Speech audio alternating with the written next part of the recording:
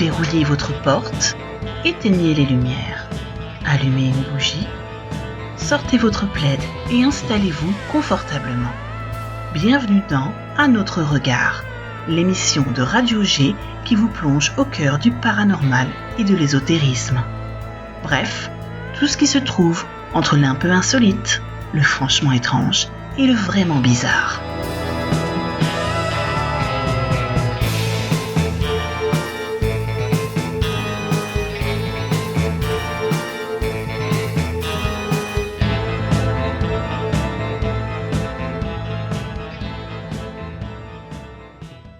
Il y a des nuits où le monde semble légèrement décalé, comme si la réalité, sans prévenir, glissait d'un demi-pas sur le côté. Rien n'a changé, et pourtant, tout paraît différent.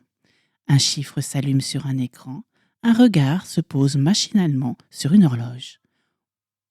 11h11, 22h22, des nombres qui se répondent, se répètent, s'imposent, simplement le hasard pour certains, clin d'œil du destin, message codé ou appel silencieux pour les autres. Et si cet instant n'était pas anodin ? Si ces secondes suspendues étaient des fissures dans le temps, des rappels discrets que le réel n'est peut-être pas aussi linéaire qu'il le prétend. Bienvenue dans Un autre regard sur Radio G Angers, une émission qui n'affirme rien, mais qui observe, questionne et ose regarder là où l'on détourne habituellement les yeux. Ce soir, nous parlerons de signes, de ces synchronicités troublantes qui surgissent sans prévenir et laissent derrière elles un étrange sentiment de familiarité, comme si quelque chose ou quelqu'un avait tenté d'entrer en contact. Alors nous commencerons par les heures miroirs, ces séquences numériques obsédantes qui apparaissent au fil des jours et des nuits. Alors pourquoi reviennent-elles toujours au même moment de nos vies ? Pourquoi semblent-elles surgir lorsque l'on doute, lorsque l'on cherche, lorsque l'on est dans la croisée des chemins ? Sont-elles de simples jeux statistiques ou les vestiges d'un langage que nous avons oublié ? Puis nous remonterons le temps à une époque où la frontière entre science, foi et magie n'existait pas encore vraiment. Nous entrerons dans l'univers de John Dee, mathématicien brillant, astronome, cartographe, conseiller de la reine Élisabeth Ier, mais aussi un homme de l'ombre obsédé par la connaissance absolue. Un homme qui ne se contentait pas d'observer les étoiles, mais qui prétendait converser avec des entités venues d'ailleurs par le biais d'un langage angélique interdit. John Dee croyait que le savoir véritable ne se trouvait pas uniquement dans les livres, mais également dans l'invisible. Alors là où la raison vacille, là où l'esprit humain ose poser des questions auxquelles il n'est peut-être pas prêt à entendre les réponses. Enfin, nous suivrons un chemin plus ancien encore, un chemin liquide, celui des rivières, des lacs et des étangs. Depuis toujours, l'eau est un seuil, un miroir, un passage. Elle conserve les secrets, les drames, les prières murmurées et les corps disparus. Des lieux où le temps semble se figer, où l'on parle d'apparitions, de voix, de silhouettes aperçues à la surface, puis englouties à jamais. Mais pourquoi tant de légendes, de phénomènes inexpliqués, de récits de hantises gravitent-ils autour de l'eau ? Que garde-t-elle au fond de ses profondeurs ? Et surtout, que nous renvoie-t-elle lorsque nous osons nous y regarder trop longtemps ? Ce soir, il ne s'agira pas de croire, mais d'écouter, de ressentir, et peut-être de reconnaître ces signes discrets que l'on croise tous un jour ou l'autre. Alors installez-vous, baissez les lumières, ouvrez l'œil et l'esprit. Vous écoutez Un autre regard sur Radio G Angers, sur votre radio en 101.5 FM, en DAB+, et sur notre site internet www.radio-g.fr et bien sûr en podcast sur votre plateforme habituelle. Alors il existe des phénomènes qui n'ont rien d'extraordinaire en apparence. Il n'y a pas de lumière étrange, pas de manifestation spectaculaire, pas de rupture visible avec le réel, des phénomènes discrets, presque invisibles, qui s'insinuent dans le quotidien sans jamais le perturber frontalement. Alors les heures miroirs font partie de cela. Alors, elles ne surgissent pas dans un contexte particulier, elles apparaissent au détour d'un geste banal lorsque l'on consulte l'heure sans y penser, par habitude, par automatisme. Et pourtant, lorsque les chiffres s'alignent et se reflètent, l'instant semble se détacher du reste de la journée. 11h11, 22h22, 1h01, 8h08, etc.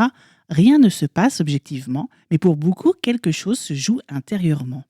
Un léger arrêt, une sensation fugace que l'instant a pris une épaisseur particulière, comme si le temps venait de se signaler à notre attention. Alors ce qui intrigue avec les heures miroirs, ce n'est pas leur existence, d'un point de vue strictement rationnel, elles sont inévitables. Nous regardons l'heure plusieurs dizaines de fois par jour. Les probabilités font le reste, bien sûr. Mais si cet instant n'était pas une simple coïncidence numérique, pourquoi marquerait-elle autant les esprits ? Pourquoi tant de personnes, sans se connaître, décrivent-elles les mêmes sensations ?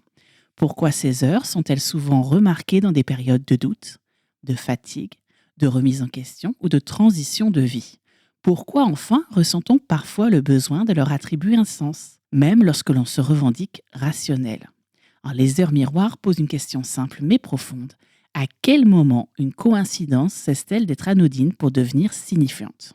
Alors ce soir, il ne s'agira pas de prouver que les heures miroirs sont des messages, ni de démontrer qu'elles ne sont que des illusions de l'esprit. Il s'agira de comprendre pourquoi elles nous touchent, pourquoi elles s'inscrivent dans notre mémoire, pourquoi elles apparaissent comme des repères silencieux dans le flux du temps. On va déjà revenir à l'essentiel. Sont réellement les heures miroirs ? Est-ce que la psychologie nous apprend sur notre rapport aux chiffres, aux répétitions et aux coïncidences ? Puis on verra comment ces instants ont progressivement glissé vers une interprétation plutôt symbolique et spirituelle, portée par l'histoire des nombres et la notion de synchronicité. Enfin, on va s'interroger sur ce que ces heures disent de notre rapport au temps, à l'attente, à la recherche de sens dans un monde qui est saturé de signes. Car peut-être que les heures miroirs ne cherchent pas à nous transmettre un message venu d'ailleurs, peut-être cherchent-elles simplement à nous rappeler quelque chose d'essentiel, que le temps n'est pas seulement ce qui passe, mais aussi ce que l'on regarde. Alors les heures miroirs, tout d'abord, elles surgissent dans le quotidien au détour d'un geste banal. Et c'est la répétition des chiffres qui va attirer notre regard. À ce moment précis, le temps semble se figer. L'instant acquiert une densité inattendue, une signification silencieuse que le reste de la journée ne porte pas. Alors du point de vue psychologique, ce mécanisme repose sur une capacité ancienne et profonde de l'esprit humain. Le cerveau est programmé pour repérer les motifs, les symétries, les répétitions. Alors, cette aptitude héritée des milliers d'années d'évolution nous a permis de survivre, d'anticiper les dangers, de comprendre le monde en détectant l'ordre dans le chaos apparent. Alors, dans le cas des heures miroirs, cette détection se manifeste comme un signal subtil, une mise en lumière intérieure. Les heures ordinaires passent inaperçues, mais celles qui se répètent captent notre attention. Elles sont enregistrées par la mémoire, non pas en raison de leur utilité pratique, mais à cause de leur singularité formelle. Alors, ce qui distingue ces heures miroirs, cependant, ce n'est pas seulement la répétition, mais le moment où elles apparaissent. Elles sont souvent perçues dans des périodes de transition et d'incertitude, tard le soir, très tôt le matin, au moment d'un moment d'attente ou de réflexion. Elles se glissent dans l'attention comme un souffle léger. Elles coïncident avec des états de fragilité émotionnelle, de doute, de remise en question ou parfois d'éveil particulier. Et c'est précisément cette rencontre entre un état intérieur spécifique et un événement extérieur qui leur confère ce petit caractère fascinant. Alors dans cette perspective, elles cessent d'être de simples coïncidences pour devenir ce que Jung a nommé des synchronicités. Donc la synchronicité, c'est pas la causalité, Ce n'est pas la logique rationnelle qui relie deux événements. C'est une correspondance significative, une résonance entre le monde extérieur et le monde intérieur, entre l'instant perçu et le cheminement intime d'une personne. Alors une heure miroir, ce n'est pas un message objectif, mais elle agit comme un écho de ce qui se joue en nous. Elle attire notre attention sur ce que nous ressentons, sur ce que nous pensons, sur ce que nous cherchons sans toujours le formuler. Elles sont également fascinantes parce qu'elles s'inscrivent dans un langage symbolique et très ancien, celui des nombres. Les nombres ne sont jamais que de simples outils mathématiques. Depuis l'Antiquité, ils portent des significations profondes, des vibrations, des qualités archétypales. On rappelle que le 1 symbolise le commencement, la singularité, l'élan initial. Le 2, c'est plutôt la dualité, le dialogue, la relation. Le 3 ouvre le passage, la médiation entre le visible et l'invisible. Et lorsque ces nombres se répètent, lorsqu'ils se reflètent, leur force symbolique s'amplifie. Ils deviennent des seuils, des points d'attention, des ponts. Donc vous voyez, on peut continuer ainsi sur tous les nombres, etc. Mais ce qui frappe le plus dans l'expérience des heures miroirs, c'est la dimension intime et subjective. Deux personnes peuvent observer la même heure et ne pas ressentir du tout la même chose. La valeur de l'heure miroir n'existe que dans la rencontre entre le chiffre et la conscience qui le reçoit. Elle ne prédit pas, elle ne conseille pas, elle ne menace pas non plus. Elle reflète simplement un état intérieur et propose un arrêt, un moment de présence, un moment de conscience. Le regard se fixe l'instant Pour quelques secondes, le flux du temps ordinaire se suspend. Et c'est dans cette suspension que la magie se glisse, si on peut employer ce terme. Non pas au sens surnaturel, mais au sens de l'éveil de l'attention et de la conscience. Alors, nombreux sont ceux qui, après avoir remarqué une heure miroir, se sentent interpellés, poussés à réfléchir ou simplement à observer leur journée avec plus d'acuité. Alors, ces instants deviennent des repères silencieux, des balises dans le temps, et à mesure que l'on prête attention à ces répétitions, elles semblent apparaître plus fréquemment, comme si l'esprit était en état de réceptivité.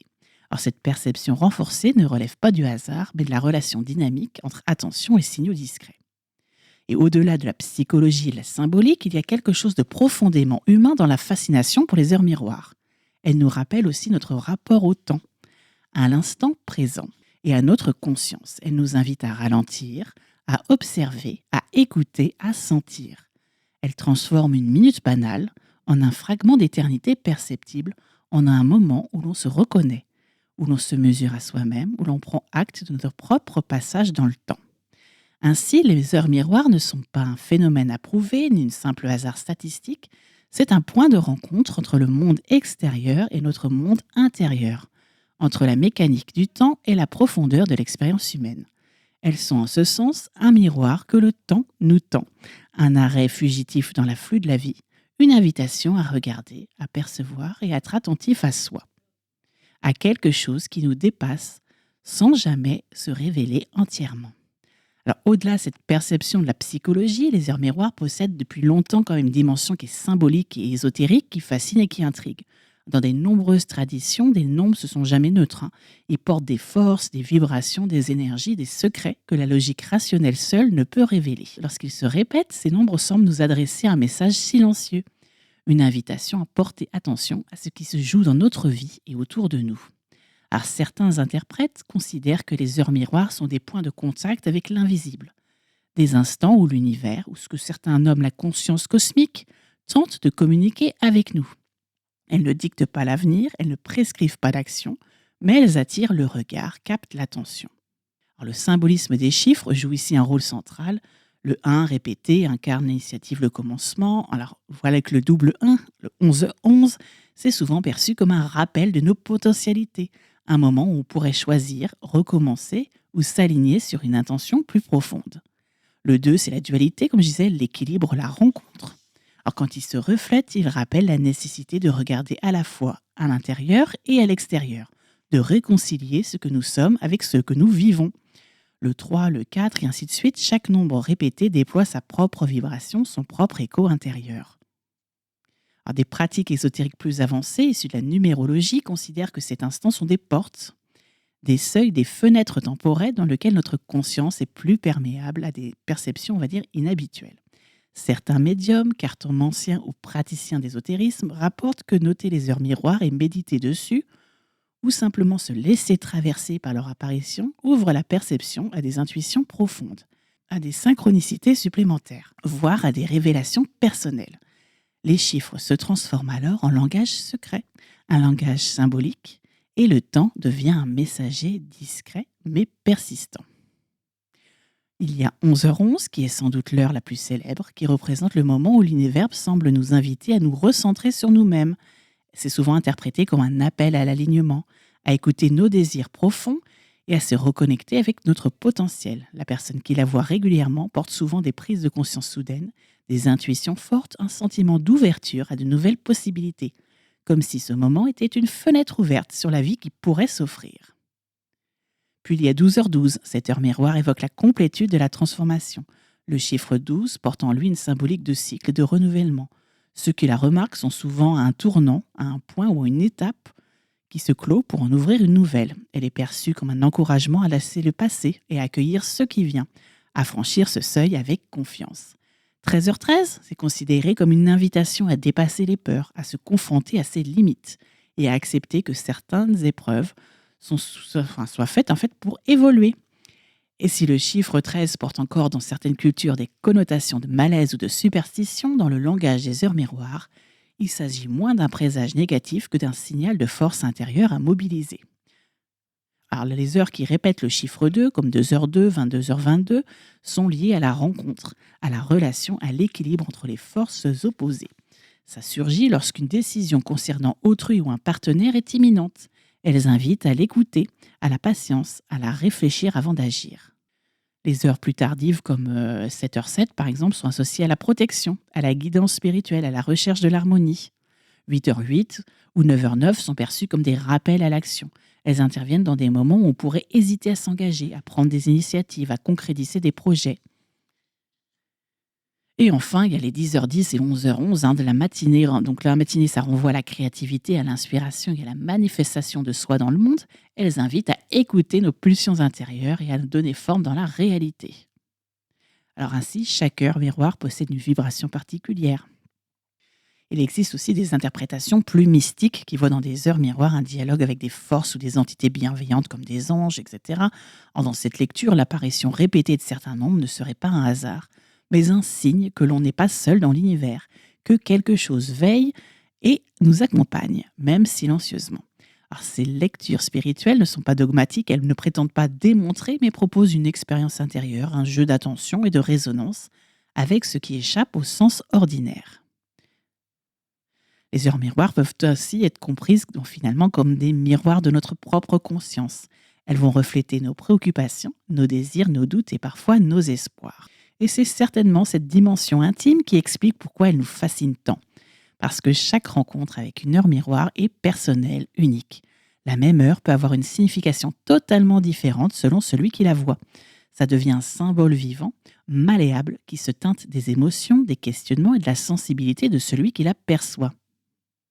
Elles sont en quelque sorte un pont entre le quotidien et le mystère.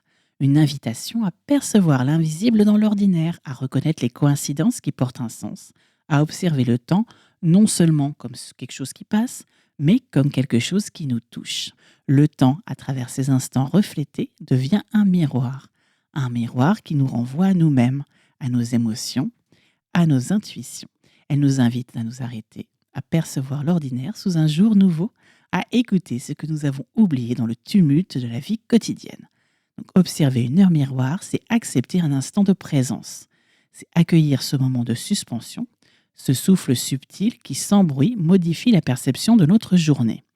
C'est reconnaître que le monde extérieur et notre monde intérieur ne sont pas totalement séparés, que parfois les coïncidences sont des ponts, que parfois un simple alignement de chiffres peut faire écho à quelque chose de plus profond, quelque chose qui nous touche intimement. Alors, il ne s'agit pas de superstition ni de prédiction, il ne s'agit pas de chercher des messages dans chaque chiffre ou de transformer chaque instant en signe. Il s'agit simplement de prendre conscience que même dans la banalité, dans la répétition mécanique d'une horloge ou d'un téléphone, peut surgir un fragment de signification, une étincelle de conscience, une note de sens dans le flux de la vie. Alors peut-être que les heures miroirs ne sont rien de tout cela. Alors la prochaine fois que vous tombez sur 11h11, 22h22, que vous levez les yeux sur un écran ou une horloge et que vous voyez les chiffres se répondre, ne vous contentez pas de les regarder passer, respirez et observez. Laissez-vous traverser par ce moment, laissez-le résonner en vous. Car elle nous rappelle bien que même dans le banal, le quotidien et la routine, le mystère en tout cas peut surgir et que de simples actes de regarder l'heure peuvent se transformer en un moment de révélation personnelle. Pour se remettre justement de nos émotions, je vous propose un petit titre des Rolling Stones. Et voilà, vous venez de plonger avec nous dans le mystère fascinant des heures miroirs, des instants où le temps se reflète et nous invite à regarder un peu plus profondément en nous-mêmes. Vous écoutez Radio G sur 101.5 FM, en DAB+, et en streaming sur www.radio-g.fr, la fréquence qui accompagne votre curiosité, vos questionnements et vos moments de réflexion. Alors après avoir levé le voile sur le mystère discret des heures miroirs, nous allons maintenant nous aventurer dans le monde où l'histoire, la science et l'ésotérisme se mêlent intimement. Un monde où les étoiles, les nombres et l'invisible ne sont pas des abstractions, mais des chemins à explorer, des fenêtres sur ce qu'on ne voit pas toujours. Notre guide dans ce voyage est un homme qui a marqué la Renaissance par son génie. C'est aussi par l'audace de sa quête, John Dee. Alors astronome, mathématicien, conseiller de la reine Élisabeth Ier et un mystique passionné, Dee est resté célèbre non seulement pour ses connaissances scientifiques, mais surtout pour sa tentative de percer les secrets de l'invisible, pour entrer en contact avec des forces supérieures pour comprendre le langage caché du cosmos. Alors à travers ces instruments, Ses carnets, ses expériences et ses rituels, John Dee a tenté de franchir la frontière entre le monde tangible et le monde mystérieux, là où l'âme et la matière, le chiffre et l'esprit se rencontrent. Alors son histoire, c'est celle d'un homme qui a osé regarder au-delà du réel, qui a cherché à comprendre ce que beaucoup n'oseraient même pas imaginer. Alors ce soir, nous allons explorer sa vie, ses recherches, ses expériences avec les anges et les mystères qu'il a tenté de décrypter. Nous plongerons dans des carnets, des symboles et les histoires fascinantes qui entourent ces pratiques pour comprendre comment un savant du XVIe siècle a tenté de conjuguer science et magie, raison et intuition, savoir et mystère. Alors préparez-vous à franchir la porte du temps et de l'invisible, à suivre un chemin qui mêle entre l'histoire à l'ésotérisme et à découvrir John Dee, l'homme qui voulait parler aux anges et déchiffrer le langage secret du monde. Alors John Dee, il est né en 1527 à Londres. C'était un homme à la fois savant et visionnaire. Dès son plus jeune âge, il se passionne pour les mathématiques et l'astronomie, discipline qu'il étudiera avec une rigueur impressionnante. Mais Dee n'était pas seulement un scientifique, c'est aussi convaincu que le monde recelait des vérités invisibles, des lois cachées, que l'on ne pouvait voir qu'au travers de la contemplation, de l'intuition et de rituels soigneusement étudiés. Alors pour lui, il n'y avait pas de contradiction entre la science et l'ésotérisme, entre le calcul précis et les mystères de l'invisible. Tout était relié, les étoiles, les nombres, les anges, la destinée humaine. Alors au fil des années, Dee devient conseiller de la reine Élisabeth Ier, un rôle qui lui a permis d'exercer son influence tout en poursuivant ses recherches. Mais son nom devint aussi synonyme de magie et de mystère. Beaucoup de contemporains le considéraient comme un sorcier, un homme capable de parler avec l'invisible, et certains le craignaient.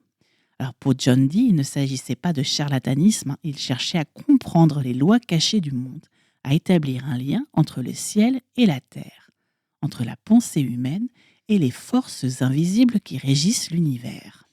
Alors ce n'était pas seulement un érudit finalement isolé dans son laboratoire, il occupait également un rôle d'importance stratégique et singulière auprès de la reine Élisabeth Ier. À une époque où la politique anglaise était marquée par les complots, les menaces extérieures et les tensions religieuses, la reine avait besoin de conseillers capables de combiner sagesse, savoir scientifique et une certaine vision de l'invisible. Alors Dee devint l'un de ses conseillers à la fois astrologue et occultiste. Il était capable de guider la souveraine à travers des choix politiques, diplomatiques et militaires, avec un mélange d'érudition et de mysticisme. Il utilisait en fait ses connaissances en astronomie et en astrologie pour rédiger des horoscopes, calculer les positions des astres et anticiper les cycles favorables ou défavorables pour la prise de décision. Mais John Dee allait bien au-delà de ça, bien au-delà de simples calculs. Il interprétait des signes célestes comme des messages à décrypter, cherchant à comprendre non seulement le futur potentiel de la reine, mais aussi l'influence des forces invisibles sur la destinée du royaume. Certains documents et correspondances suggèrent qu'il recommandait des moments précis pour signer des traités, lancer des expéditions ou même accorder certaines audiences en fonction de ce qu'il percevait dans les astres et dans les visions ésotériques. Alors son rôle, c'était pas seulement consultatif, il était aussi protecteur, d'y considérer que la reine et son royaume étaient sous l'influence de puissances invisibles et qu'il était de son devoir d'interpréter ses forces, de prévenir les dangers occultes et d'aider à contrer les intrigues surnaturelles ou les influences malveillantes, réelles ou supposées. Donc ces messages angéliques en fait étaient une sorte de boussole pour la politique et la diplomatie. Alors cette dimension occulte de son conseil donnait à Dee un pouvoir subtil mais réel. Il devenait une figure capable de lier le rationnel et le mystérieux, le calcul et la vision, la science et la magie. Mais cette position particulière comportait aussi des risques, car certains nobles et courtisans voyaient en Dee un sorcier dangereux capable d'influencer la reine par des moyens occultes. Les rumeurs allaient bon train, mais Dee s'en moquait.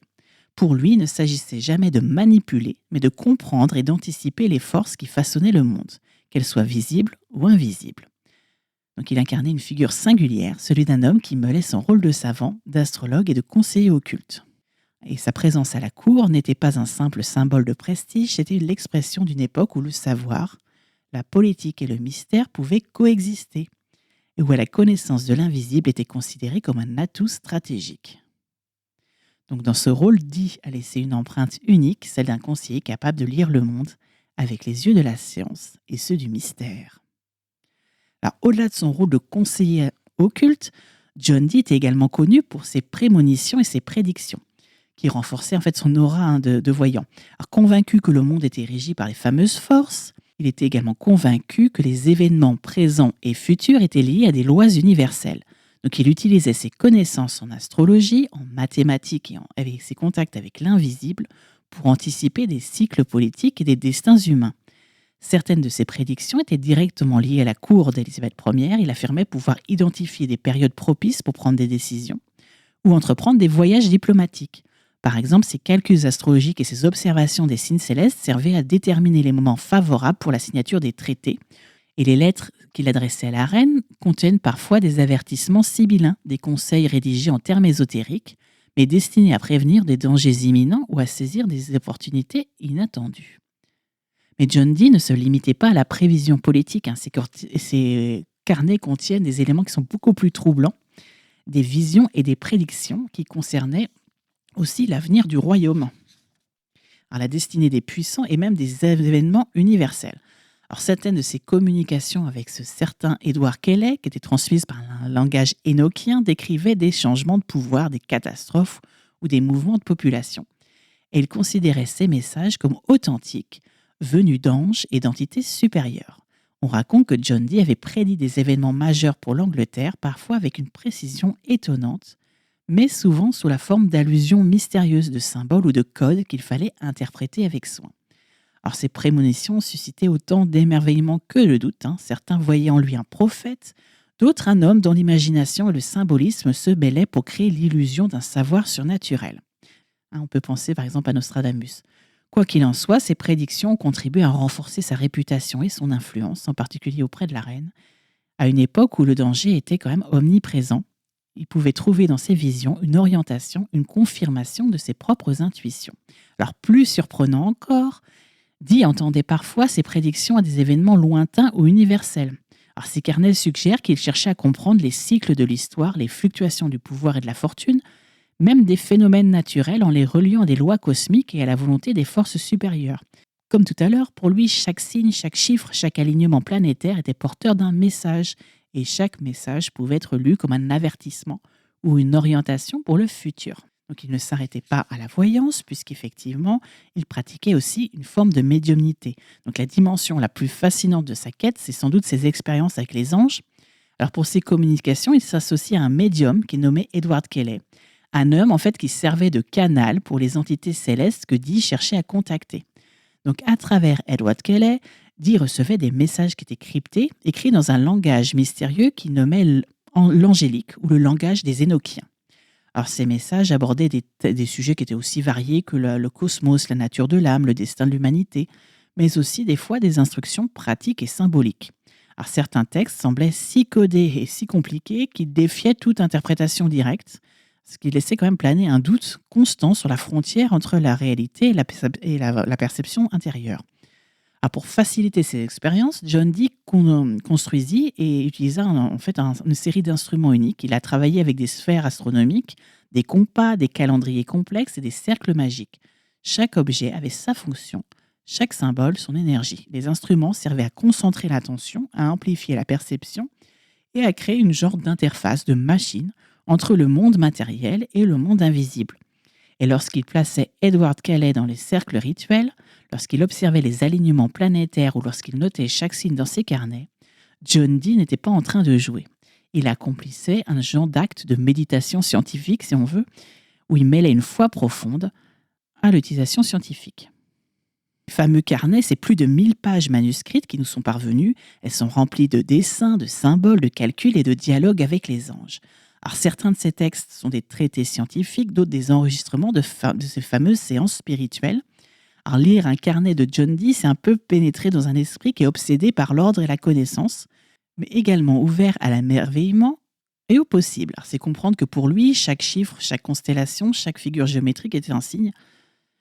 Alors, c'est un homme qui était effectivement complexe, était confronté souvent à l'incompréhension et au scepticisme. Ses contemporains voyaient ces pratiques comme plutôt suspectes, notamment l'Église, et même Kelley lui-même, son médium et complice, était parfois considéré comme un manipulateur. Mais John Dee ne cherchait ni la célébrité ni le pouvoir, il cherchait en fait tout simplement à comprendre, à donner un sens à l'inconnu. Alors l'héritage de John Dee aujourd'hui, ça dépasse ces simples carnets et ces instruments. Aujourd'hui, il fascine totalement les historiens, les chercheurs, les occultistes et les curieux. Son nom évoque quand même la rigueur scientifique et les mystères les plus profonds. L'érudition et la magie, dit, nous rappelle que la frontière entre la science et l'ésotérisme est parfois bien plus mince qu'on ne l'imagine, et la quête de la connaissance peut prendre des chemins inattendus, étranges et profondément personnels. Et en pensant à John Dee, on ne peut s'empêcher de revenir à l'idée du miroir, du reflet, de la connexion avec l'invisible, un peu comme nous l'avions vu avec les heures miroirs. Il cherchait à voir ce que la plupart ne pouvaient percevoir, à comprendre ce que le monde ordinaire ne montrait pas. Et peut-être il nous invite aussi à regarder autrement, à tendre l'oreille, à poser notre regard sur ce qui échappe à la vue, à percevoir le mystère là où il se cache dans notre quotidien. Donc ainsi, John Dee nous accompagne dans ce voyage entre savoir et mystère, entre observation et intuition. Il nous montre que le monde n'est jamais entièrement explicable et que les moments où l'on tente de percer l'invisible, qu'il s'agisse d'un chiffre répété sur une horloge ou d'un message venant de l'au-delà, sont des instants précieux où l'on touche à quelque chose de plus vaste, quelque chose qui nous dépasse. Voilà qui résonne profondément en nous.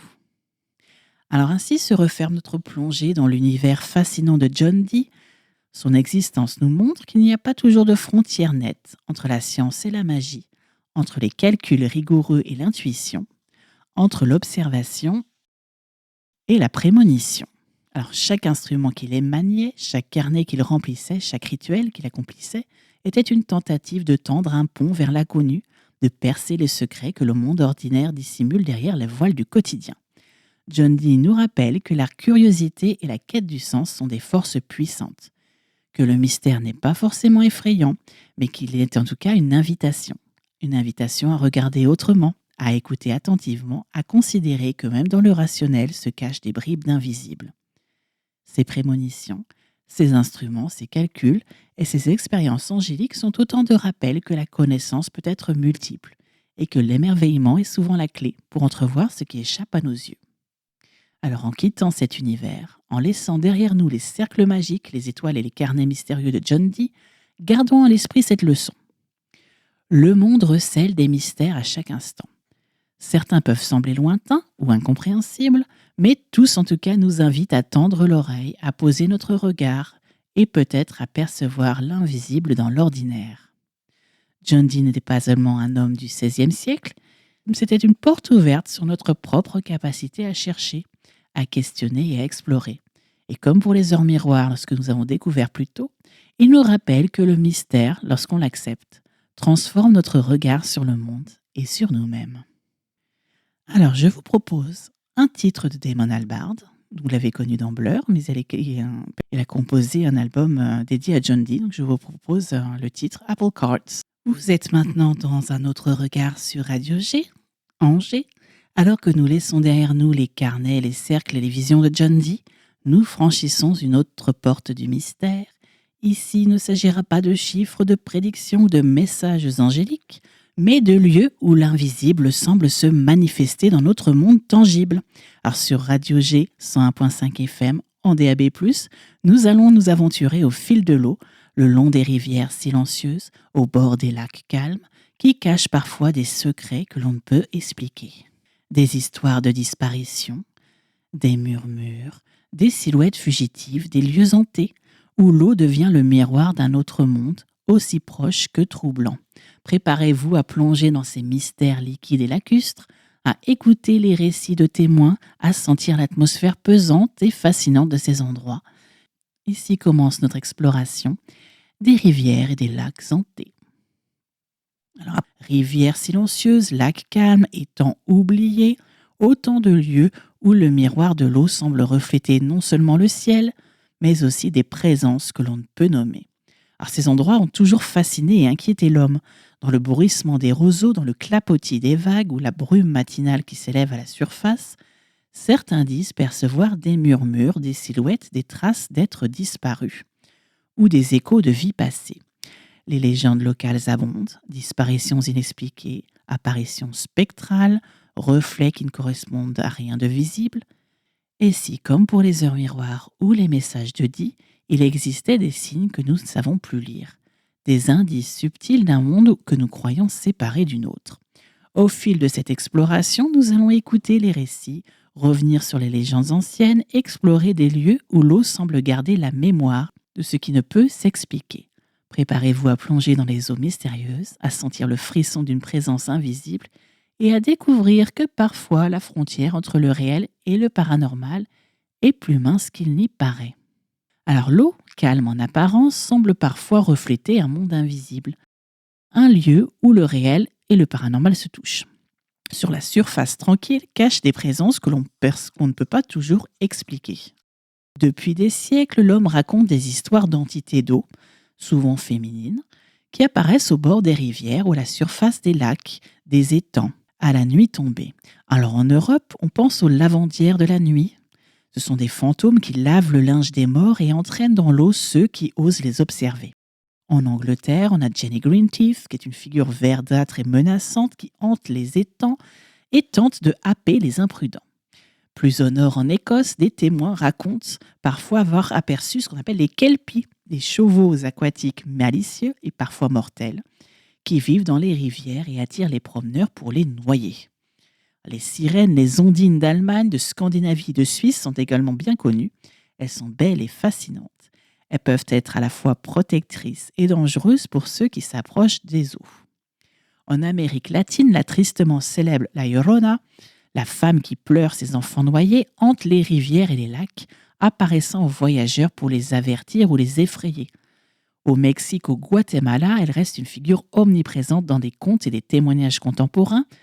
Et plus au nord, les peuples autochtones d'Amérique du Nord évoquent les water babies, des esprits aquatiques pouvant être maléfiques ou protecteurs selon le comportement des vivants, ainsi que des figures mystérieuses observées au bord des lacs et des rivières du Canada. Alors en Afrique, même les eaux sacrées abritent parfois ce qu'on appelle des mamiwata, esprits aquatiques réputés pour leur beauté et leur danger potentiel. Donc, ils apparaissent dans les rivières, dans les lacs de plusieurs pays d'Afrique de l'Ouest, offrant richesse ou malédiction à ceux qui les rencontrent. Le Cameroun et le Nigeria, les récits parlent de silhouettes féminines ou animales surgissant des marécages, préservant les secrets des ancêtres et punissant les imprudents. Même en Océanie, les récits aborigènes racontent des créatures des rivières et des billabongs, souvent liées aux esprits des ancêtres. Elles peuvent protéger ou punir. Là aussi, elles apparaissent comme des figures féminines ou hybrides, rappelant que les eaux sont des lieux sacrés et hantés. Et l'Asie n'est pas en reste parce que de nombreuses rivières et de nombreux lacs sont hantés par des esprits féminins ou vengeurs. Au Japon, les Kawanokami sont des esprits de rivière qui protègent les lieux et sont parfois hostiles aux pêcheurs imprudents. En Chine, les fantômes de femmes noyées, qui sont souvent vêtues de blanc, apparaissent aux voyageurs nocturnes. En Inde, certaines légendes de fantômes aquatiques rapportent des femmes noyées ou disparues dans des lacs sacrés, revenant hanter les lieux où elles ont péri. Alors, ces entités ont toutes en tout cas un point commun. Elles apparaissent souvent la nuit, au bord de l'eau, et leur présence est liée à la mort, à la punition ou à la protection. Elles sont à la fois fascinantes et terrifiantes et elles incarnent le mystère de l'eau, miroir du monde invisible. Mais ces entités ne sont pas toujours des mythes. Dans de nombreux lacs et rivières, des témoignages contemporains crédibles rapportent des phénomènes troublants. Silhouettes se mouvant dans la brume, voix féminines au bord de l'eau, perturbations inexpliquées des objets flottants et une impression constante d'être observé. Alors bien sûr, en Écosse et en Irlande, les lacs hantés comme le Loch Ness ou le Loch Crew sont associés à des apparitions, parfois liées aux kelpies, parfois à des figures féminines mystérieuses. En France, certains lacs et rivières ont été étudiés par des chercheurs du paranormal qui rapportent des sensations de présence, des reflets inexpliqués ou des sons étranges.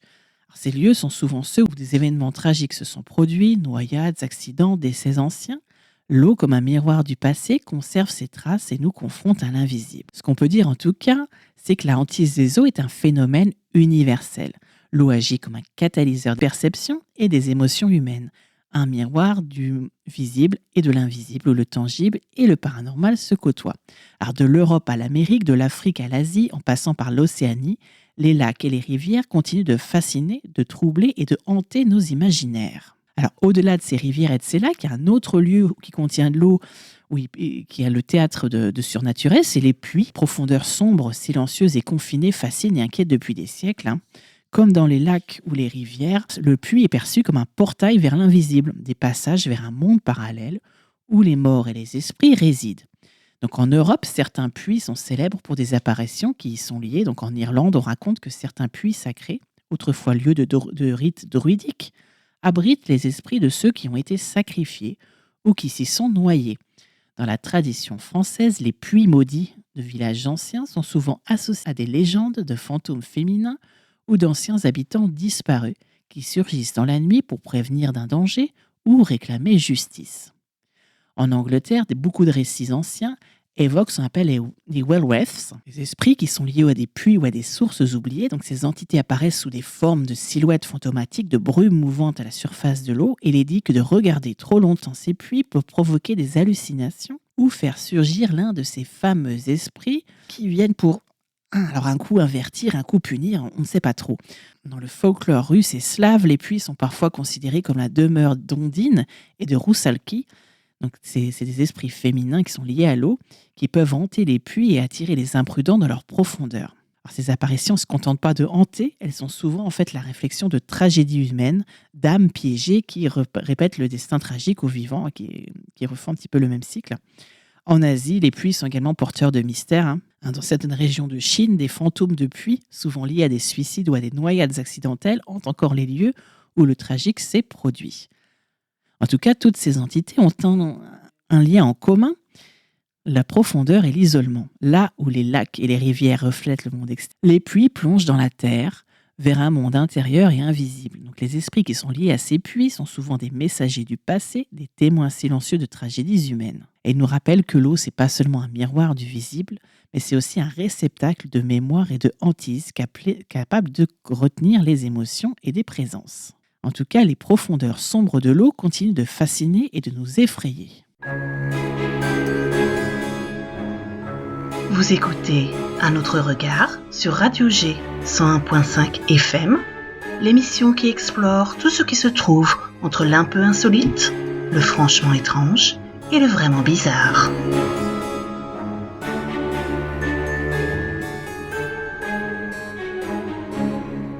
Alors après avoir exploré toutes ces légendes aquatiques à travers le monde, on va se tourner vers des sites où les hantises ont réellement été documentées par des enquêtes, des archives ou des témoignages collectés de manière un peu plus rigoureuse. Alors ici, on va parler pas seulement de folklore, mais aussi de phénomènes rapportés par des témoins crédibles et consignés dans des sources fiables. Alors en Écosse, donc le Loch Lomond, c'est l'un des lacs les plus étudiés pour son activité paranormale. Depuis le 19e siècle, plusieurs journaux locaux ont publié des témoignages de pêcheurs et de promeneurs rapportant des silhouettes mouvantes sur l'eau et des bruits étranges au bord du lac. Alors au XXe siècle, il y a eu des enquêtes qui ont été menées par des associations spécialisées dans les phénomènes paranormaux et ils ont enregistré des variations de température complètement inexpliquées, des sons de pas sur l'eau et même des enregistrements audio de murmures indistincts. Alors ces documents, ils ont été conservés dans les archives du Scottish Paranormal Research Association. Ils témoignent en fait d'une constance des manifestations sur plusieurs générations. En Angleterre, le lac de Westmanswood, dans le Devon, qui a été étudié par des chercheurs du paranormal et des enquêteurs privés. Les rapports consignés dans les rapports d'enquête font des états de silhouettes fantomatiques, de brumes, de perturbations locales de la faune. Certaines observations ont été publiées dans la presse locale, dans des revues spécialisées sur le paranormal, et fournissent ainsi un corpus de témoignages vérifiables.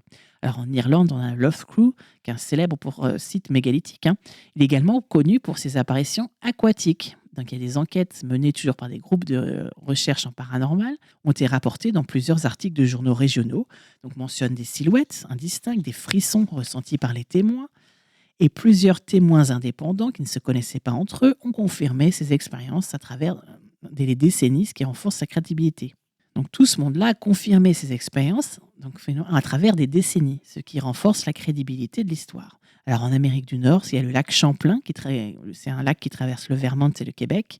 Il est célèbre non seulement pour son monstre, qui est un petit peu un cousin de Nessie, mais aussi pour des phénomènes de hantise documentés. Des témoignages consignés par la presse locale, ainsi que des rapports d'associations de recherche, décrivent des apparitions qui flottent, des voix mystérieuses dans la nuit. Ces manifestations semblent liées à des lieux où des noyades ou à des accidents tragiques ont eu lieu, ce qui ajoute en fait une dimension historique et documentée aux observations. Alors, en Afrique de l'Ouest, certains lacs et puits sacrés font l'objet d'études ethnologiques et paranormales. Il y a des chercheurs qui ont publié des rapports sur des manifestations qui sont répétitives. perturbations de l'eau, des frissons, des apparitions de silhouettes. Ces observations ont été corroborées par plusieurs témoins indépendants et signalées dans des rapports de terrain et des publications scientifiques sur le paranormal. Alors, tous ces lieux, les hantises aquatiques, ont été documentés par plusieurs types de sources. On a eu des journaux locaux, les archives historiques, des rapports d'enquête policières ou des rapports privés, des études d'associations paranormales et des témoignages consignés par des chercheurs crédibles. Alors, ces documents montrent en tout cas que certains lacs, certaines rivières et des puits ne sont pas seulement des lieux de légende, mais conservent quand même une activité perceptible et répétée, même de nos jours.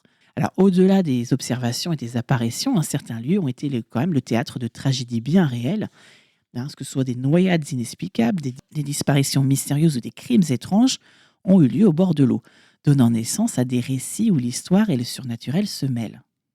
En Écosse, le lac Lomond et ses alentours, c'est pas seulement connu pour des silhouettes, il y a eu plusieurs noyades inexpliquées et des disparitions de jeunes proveneurs dans les années 70 et 80 qui restent aujourd'hui classés cold case. Les habitants rapportent que certaines victimes semblaient attirées par la surface du lac et s'étaient dirigées vers des zones isolées, des endroits justement qui étaient associés à ces fameuses kelpies, les esprits chevalins aquatiques. Alors, si aucun lien direct n'a été prouvé, la coïncidence entre les lieux de disparition et les zones réputées, on va dire hantées, intrigue quand même les chercheurs. Alors, le Loch Ness, qui est bien connu pour son monstre, c'est aussi le théâtre de noyades inexpliquées. Plusieurs victimes, souvent des touristes ou des locaux, ont été retrouvés morts sur la rive, alors sans que la dynamique exacte de leur disparition puisse en fait être déterminée. Les témoins ont rapporté des phénomènes étranges avant les disparitions, une brume soudaine, des voix indistinctes ou une impression d'être suivis. Certains sont consignés dans des archives de la police locale et des journaux du 19e et du 20e siècle, qui donnent un vrai cadre factuel à ces histoires. Et dans le Warwickshire, en Angleterre, c'est là le lieu qui entoure un peu la légende de la fameuse Jenny Greenteeth.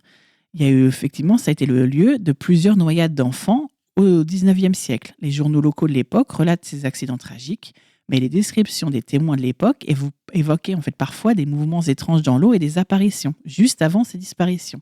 Alors, tous ces dossiers sont conservés dans les archives régionales et alimentent encore des récits et renforcent l'aura, on va dire, mystérieuse de ces lieux.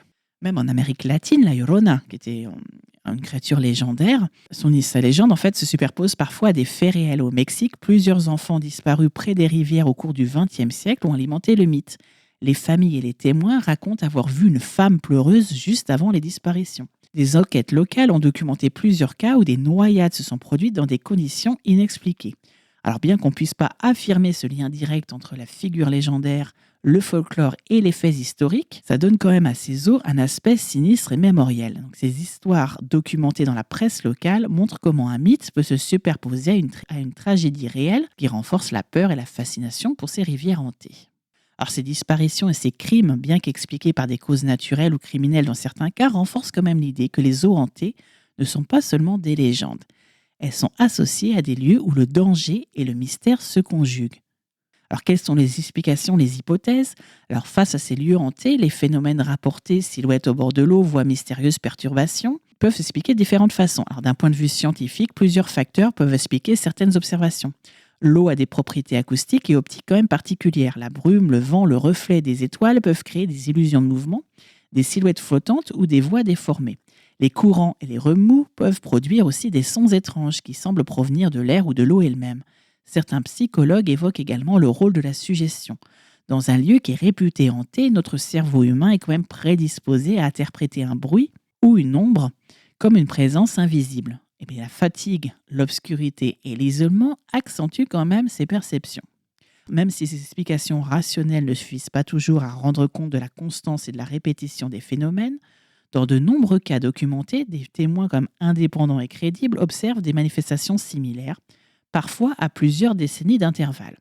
Alors ces répétitions quand même soulèvent l'hypothèse que certains eaux peuvent conserver l'empreinte énergétique des drames passés, noyades, accidents, crimes, et que finalement cette énergie peut se manifester sous forme de silhouettes et de sensations. Les chercheurs en paranormal pourraient utiliser le terme d'impression résiduelle.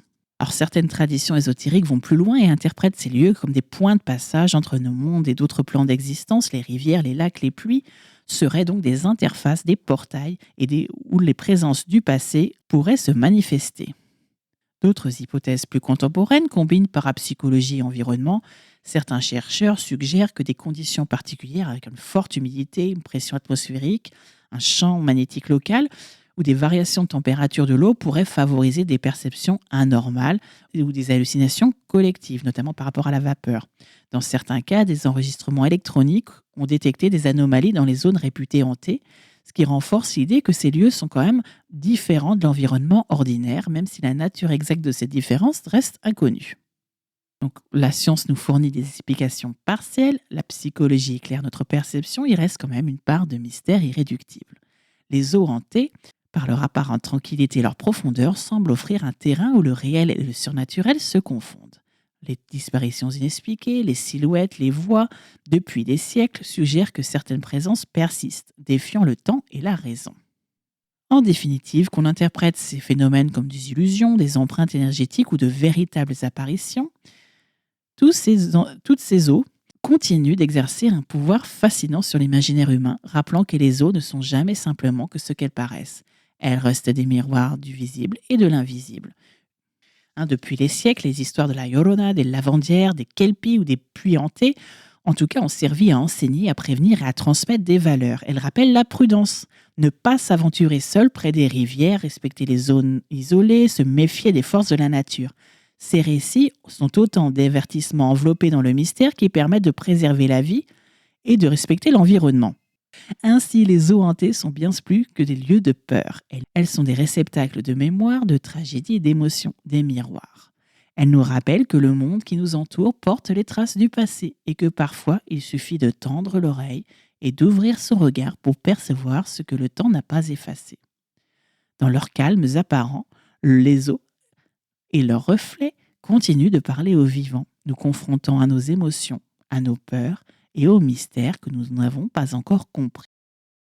Et voilà, nous arrivons à la fin de cette exploration du mystère et de l'invisible. Aujourd'hui, nous avons voyagé à travers les heures miroirs, ces instants simples et pourtant étrangement significatifs. Nous avons ensuite plongé dans la vie fascinante de John Dee, conseiller occulte d'Élisabeth Ier, qui nous a montré que l'histoire est faite de rencontres entre le rationnel et le mystique, entre la science et l'ésotérisme.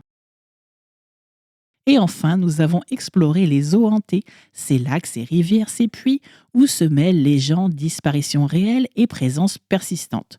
On a vu que l'eau peut être un miroir du passé et de l'invisible, qu'elle conserve la mémoire, les émotions et les tragédies anciennes. Alors, à travers ces trois thèmes, il se dessine une trame. Le monde regorge de signes, de présences et de mystères, parfois subtils, parfois inquiétants, mais toujours fascinants.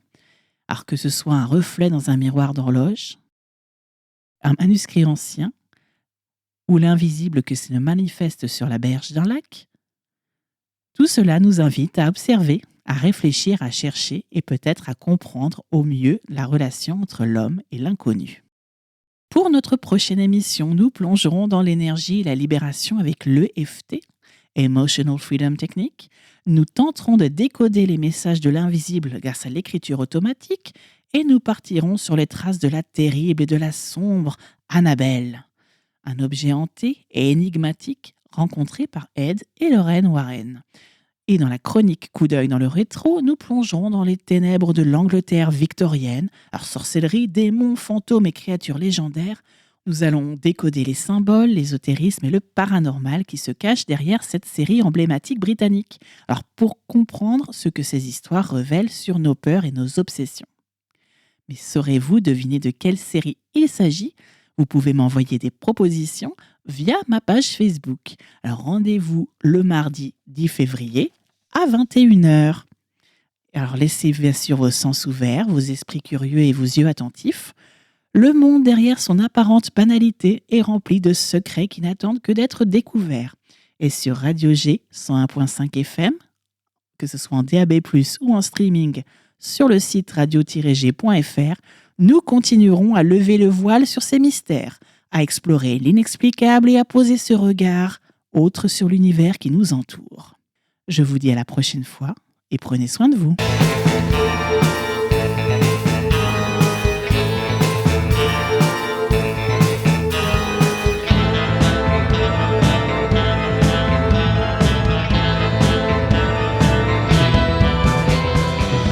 N'oubliez pas, le paranormal, l'ésotérisme ne sont pas seulement des domaines de l'imaginaire, mais des invitations à voir le monde sous un angle nouveau, à questionner nos certitudes, nos habitudes et à enrichir notre existence tout en gardant notre esprit critique. Vous l'aurez compris, c'est aussi une invitation à adopter un autre regard. Merci d'avoir été à l'écoute. À très bientôt sur Radio J pour un nouveau voyage extraordinaire au cœur de l'invisible et de l'inconnu. Alors, restez curieux, ouverts d'esprit et prenez soin de vous.